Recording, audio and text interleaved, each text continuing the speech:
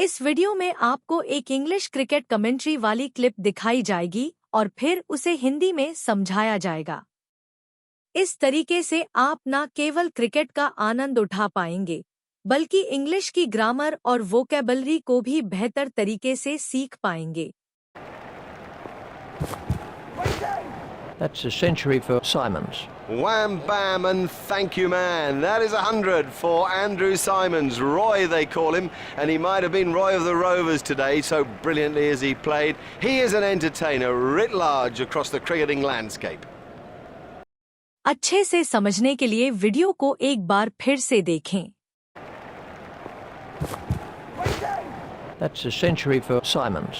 Wham, bam, and thank you, man. That is 100 for Andrew Simons. Roy, they call him, and he might have been Roy of the Rovers today, so brilliantly as he played. He is an entertainer writ large across the cricketing landscape. अब इस English commentary को हिंदी में समझते हैं। That's a century for Simons. इसका मतलब है कि साइमंस ने 100 रन पूरे कर लिए हैं। Wham, bam, and thank you, man. That is 100 for Andrew Simons. इस लाइन में Wham, bam, and thank you, man एक स्लैंग है जिसका मतलब है कि कुछ बहुत तेजी और प्रभावशाली तरीके से किया गया। यह लाइन साइमंस की धुआंधार बल्लेबाजी को दर्शाती है कि उन्होंने अपनी सेंचुरी बहुत तेजी और मनोरंजक तरीके से बनाई है। Roy, they call him.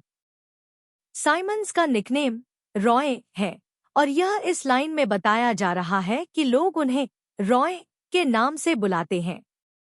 And he might have been Roy of the Rovers today, so brilliantly as he played.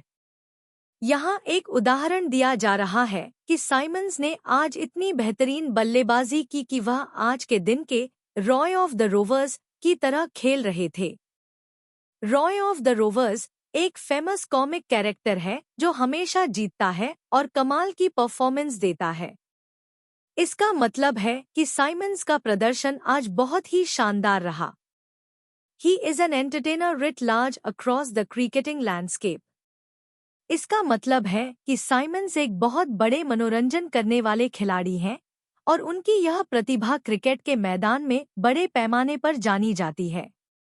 writ large का मतलब होता है कुछ ऐसा जो बहुत स्पष्ट और बड़े तौर पर दिख रहा हो। साइमंस अपने खेल से दर्शकों का मनोरंजन करते हैं।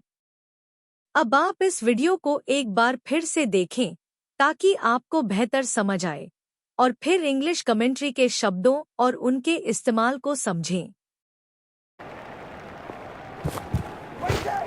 That's a century for Simons. Wham, bam, and thank you, man. That is 100 for Andrew Simons. Roy, they call him, and he might have been Roy of the Rovers today, so brilliantly as he played. He is an entertainer writ large across the cricketing landscape. अब आप इस प्रश्न का उत्तर दें जो इस lesson से जुड़ा है। What does the phrase writ large mean in the context of someone's abilities or qualities? Choose the correct answer. Hidden and unnoticed. B. Clearly visible and prominent. C. Small and insignificant. D.